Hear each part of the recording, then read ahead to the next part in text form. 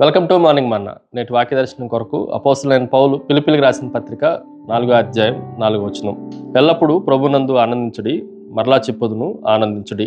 మరొకసారి ఈ ఉన్నతమైన వచనంలో నుండి ఈ ఉదయకాల సమయంలో 4 ప్రాముఖ్యమైన సత్యాలు మనం గ్రహించాలి. Number 1, it is a Jesus, Yesu Kristu. ఈ మాటను మనం జాగ్రత్తగా ఆలోచన చేస్తే చెరసాల్లో ఉన్న అపోస్తలుడైన పౌలు ప్రభునందు ఆనందించుడి, మన ఆనందానికి మూలము యేసుక్రీస్తే, యేసుక్రీస్తు లేకుండా మనము ఆనందంగా ఉండలేము అన్న భావాన్ని, ఆ ఆజ్ఞను మనందరికీ అపోస్తలుడైన పౌలు ద్వారా పరిశుద్ధాత్మ దేవుడు మనతో బోధిస్తూ ఉన్నాడు.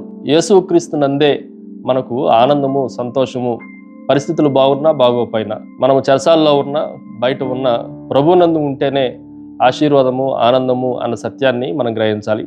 ఉదాహరణకి ఒక చిన్న చేప సముద్రంలో నీటిలో ఉంటేనే దానికి ఆనందము, సంతోషము, జీవము.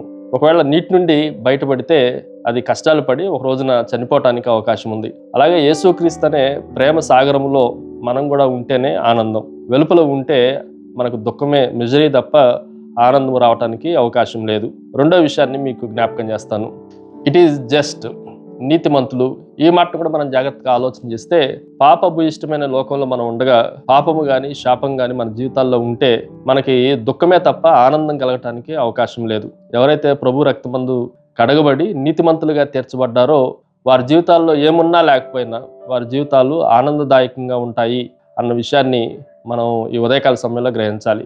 ఉదాహరణకి ఒక ఉరిశిక్ష పడిన చెరసాల్లో ఉన్న ఖైదీ దగ్గరికి ఎవరన్నా బయట వాళ్ళు వచ్చి ఆ ఉరిశిక్షను నేను రద్దు చేస్తున్నాను, లేదు అని అంటే నీకు బదులుగా నేను మరణిస్తాను అని చెప్పినప్పుడు అతనికి ఎంత ఆనందం కలుగుతుందో, అలాగే మన పాప శిక్ష అంతటిని యేసుక్రీస్తునందు దేవుడు తొలగించిన తర్వాత ప్రతి విశ్వాసికి ఈ ఆనందం కలుగుతుంది, దుఃఖం అనేది ఉండదు అన్న సత్యాన్ని మనం గ్రహించాలి. Then third one, it is a join, ఐక్యపరచబడటం, కలిసి ఉండటం. ఈ మాటను కూడా మనం జాగ్రత్తగా ఆలోచన చేస్తే క్రైస్తవ విశ్వాసములో ఉండే ఆనందము ఒంటరితనముగా ఉన్నప్పుడు వచ్చే ఆనందం కన్నా అందరూ కలిసి ఉన్నప్పుడు ఆనందము ఎక్కువగా ఉంటుంది అన్న విషయాన్ని గ్రహించాలి. మనము కుటుంబ సభ్యులుగా కానీ సంఘ సభ్యులుగా కానీ కలిసినప్పుడు ఒకరితో ఒకరు కలిసి ఆనందిస్తున్నప్పుడు ఆ ఆనందము రెట్టింపు అవుతుంది అన్న విషయాన్ని కూడా మనం గ్రహించాలి. ఒక పుల్లే వెలుగుతూ ఉంటే దాని మంట ఏదో ఒక రోజున ఆరిపోవటానికి అవకాశం ఉంది.